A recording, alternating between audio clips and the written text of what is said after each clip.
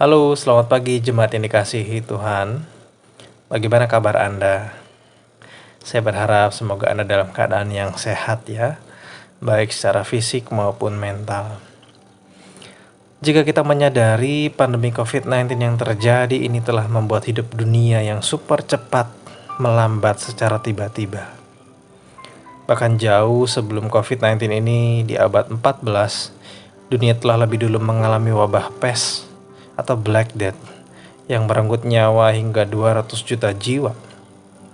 Saat itu populasi manusia belum sebanyak seperti sekarang. Bahkan setelahnya, di tahun 1918 muncul flu Spanyol yang juga menelan korban jiwa hingga 50 juta jiwa. Indonesia yang saat itu masih bernama Hindia Belanda berada di peringkat 3 terbesar sebagai negara yang terinfeksi. Dari sejarah yang ada inilah kita bisa melihat pandemi membuat dunia yang super cepat melambat secara tiba-tiba. Kita yang aktif ke kantor, sekolah, gereja, mall, tiba-tiba semuanya serba melambat dan terhenti.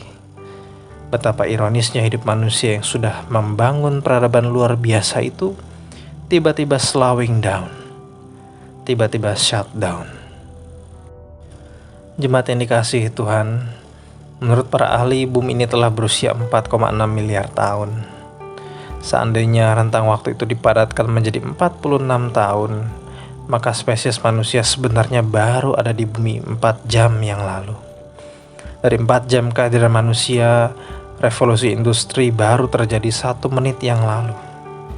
Dan secepat itulah manusia telah menghancurkan separuh hutan di bumi.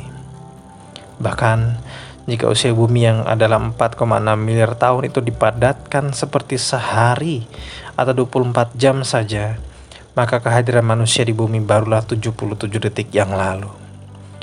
Maka kita bisa bayangkan berapa detik yang lalu separuh hutan di muka bumi dihancurkan. Di tengah percepatan dunia yang tak jarang merusak bumi dan manusia itulah, maka menjadi relevan bagi kita untuk mulai menghayati spiritualitas melambat. Apa itu spiritualitas melambat? Spiritualitas melambat adalah spiritualitas yang percaya bahwa Allah kita bukanlah Allah yang terburu-buru.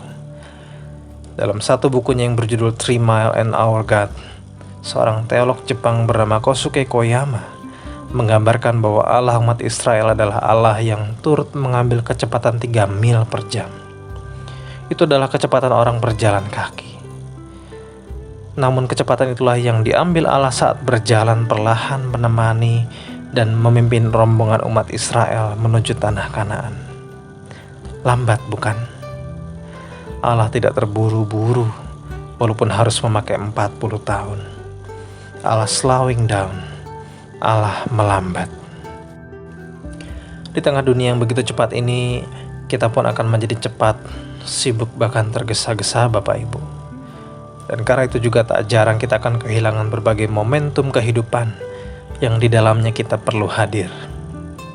Itu terjadi saat kita terjebak oleh kecepatan kita sendiri, saat kita tergesa-gesa, saat kita diatur oleh kesibukan kita.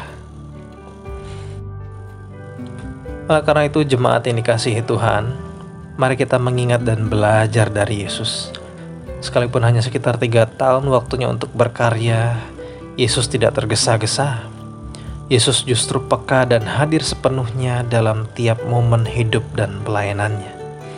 Dari Injil Markus saja kita akan melihat Kristus diceritakan adalah Ia yang mengambil waktu untuk beristirahat, waktu sepi untuk berdoa, diam, mengobrol, makan, bahkan duduk bersama ribuan orang yang Dia layani. Yesus tidak terburu-buru. Yesus tidak tergesa-gesa. Ia mengatur kesibukannya, bukan sebaliknya. Ia mengatur kecepatannya. Ia melambat dan hadir bagi sekitarnya.